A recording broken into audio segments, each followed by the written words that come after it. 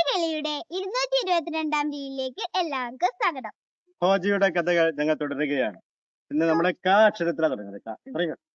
കൊമ്പു മുറിക്കുവാൻ ഹോജോ നസ്രു നെഞ്ചിൻ ബലത്തിൽ മരത്തിൽ കേറി കൊമ്പിന്റെ അപ്പുറം നിന്നുകൊണ്ട് ഇപ്പൂറം കോടാരി ആഞ്ഞു വീശി. അടുത്ത അക്ഷരം ക. കൊമ്പു മുറിയുമ്പോൾ നസ്രു വീഴും എന്നുറപ്പാണല്ലോ ശങ്ക വേണ്ട. ഒരു വൃദ്ധൻ ഭ്രാന്തെന്ന് ചൊല്ലിപ്പാഞ്ഞു കേട്ടതായി നസ്രു നടിച്ചതില്ല. അക്ഷരം ഓ. ഒടുവില കൊമ്പിന്റെ താങ്ങൽ ശേഷി നഷ്ടത്തിലായപ്പോൾ നസ്രു വീണു. ഭ്രാന്തെന്നു തോന്നിയ വൃദ്ധൻ വാക്യം ദിവ്യാത്മമന്ത്രമായി തോന്നി പിന്നെ.